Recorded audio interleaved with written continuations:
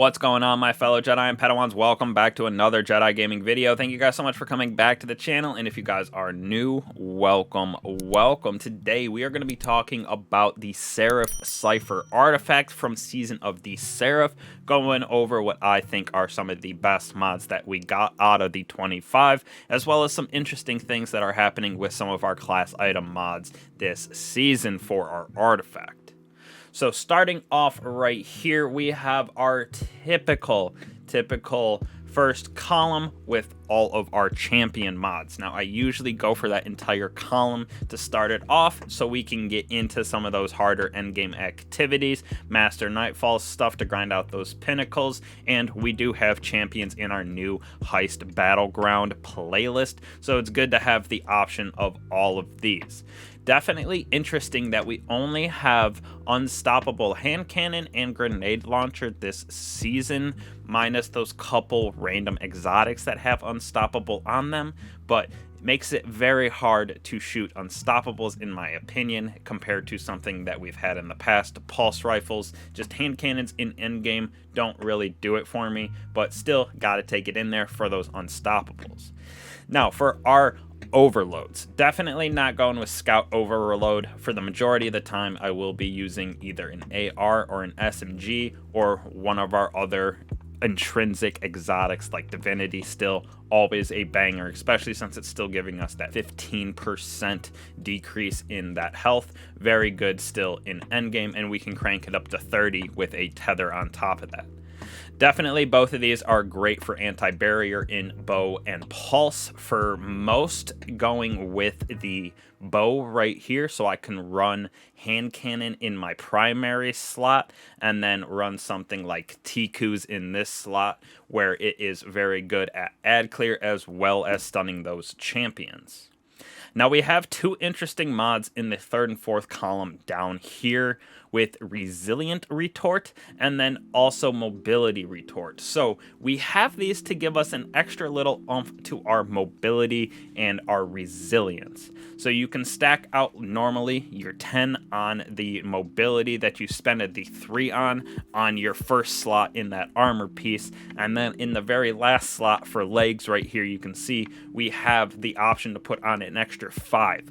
So you can have a total of plus 15 on armor pieces with both of these for resilience and for mobility. The mobility goes on legs and resilience goes on chest. So it's an interesting way to give us a little extra bump to that next tier level for changing it from like 86 to 91 or something like that, where we get that extra bump in percents. So an interesting combination of perks that they gave us right here. Now, as you can see, I've left some of these blank right here just because I don't think that they suit me, but I have seen a lot of people using these sharpshooting to give that Tech's original trait that you have on some of our weapons, giving that DMT is all over the Crucible again. So definitely, if you use the weapons that have some of these perks, Bray Inherent, Ambush Origin Trait, Airborne Effectiveness is literally trash, so you don't need In-Flight Compensator. This is by far going to be my last one, just because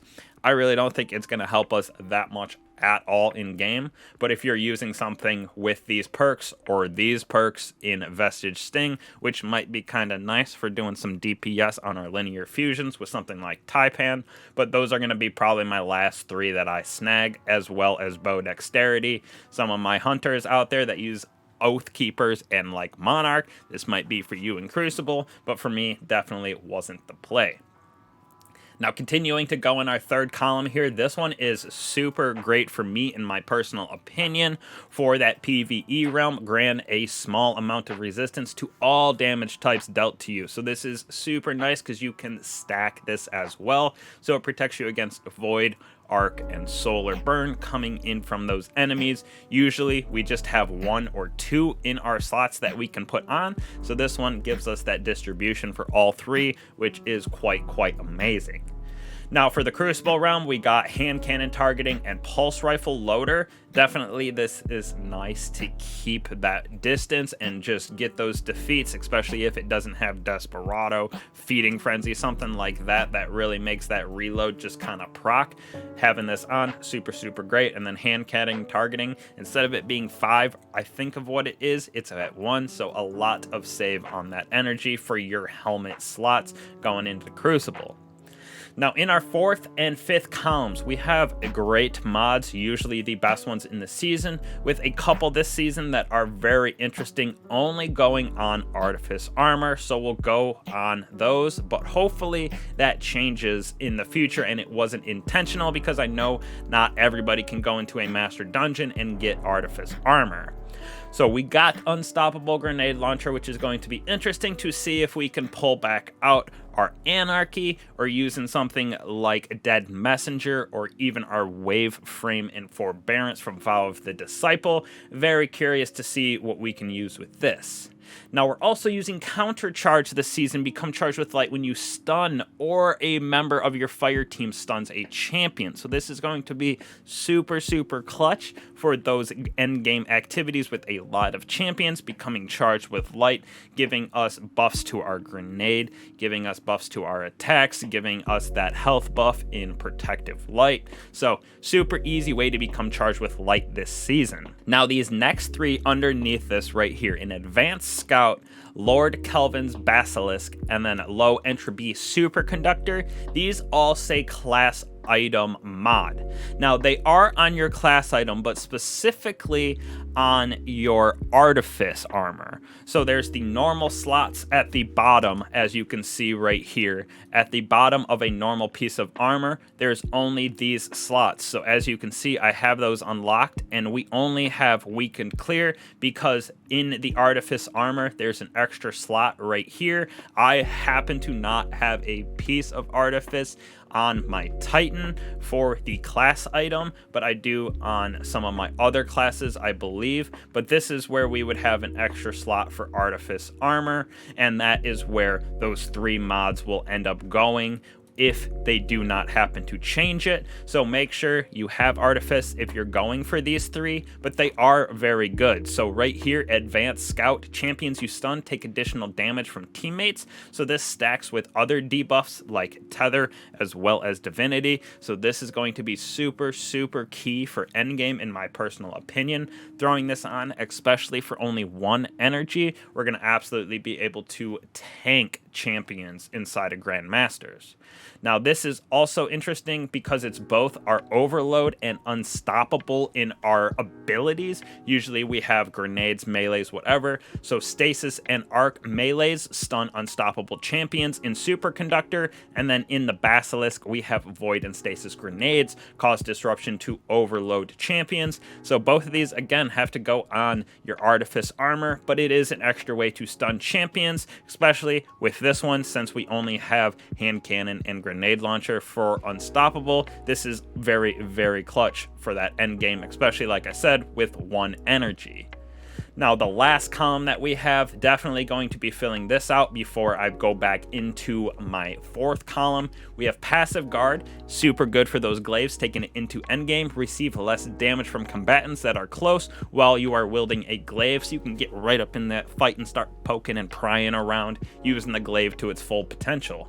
Now we have Weakened Clear, which is going to be paired with me for my Unstoppable a lot, like I said, with Anarchy, something like that. When using a grenade launcher, damaging boss, champion, or breaking shields, reloads your stored weapons, which is also clutch for extra DPS, as well as weakens the combatant. So you throw 2 Anarchy ticks on a boss, it reloads your weapons, you start going in damage with your other weapon, pull Anarchy back out, do your double stick, reloads all your weapons, bada bing, you're juicing bosses. Another interesting one is Monochromatic Maestro.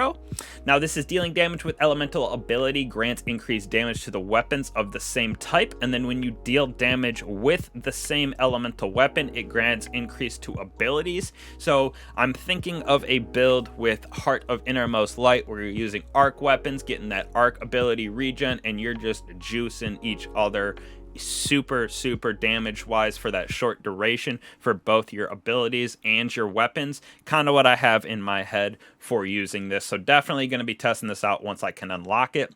Solo operative, not sure how this is going to work. While you are the only member of your fire team, you deal increased damage to all combatants.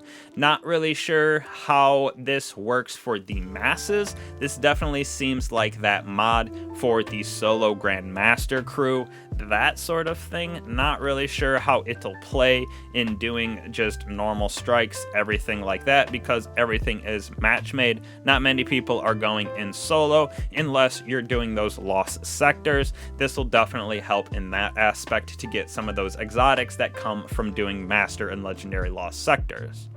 Now with a classic finishing it up right here, we have Lucent Finisher coming back. So defeating Lucent Hive Lightbearers or champions with your finisher spawn us heavy. So in that end game activity, make sure you have a Lucent Finisher on, at least one person on your fire team, and they are taking those defeats for finishers in Lucent Hive and champions, so they can plentiful your heavy ammo, so they can juice that DPS later on with full heavy when we get to the bosses. Definitely a clutch mod, bringing it back for that end game again, because never go wrong with having a bunch of heavy just laying around. You can wipe ads, do DPS, whatever it may be. So definitely a super interesting set of mods this season, especially since we have these few that are specifically on Artifice armor coming from Master Dungeons. So hopefully this changes for the average bear, because I know a lot of people are going to be wanting to use these, but if not, you're just going to have to go in, grind out a master real quick. They aren't too bad, especially Cadle. Just go in, wipe her out. Lots of easy Artifice armor. So hopefully this gave you a little breakdown of what is good, how I'm going to kind of unlock these, and how I'm going to be using them. So definitely be looking forward to more content coming out here. I appreciate y'all. I'll catch you guys in the next one. Peace.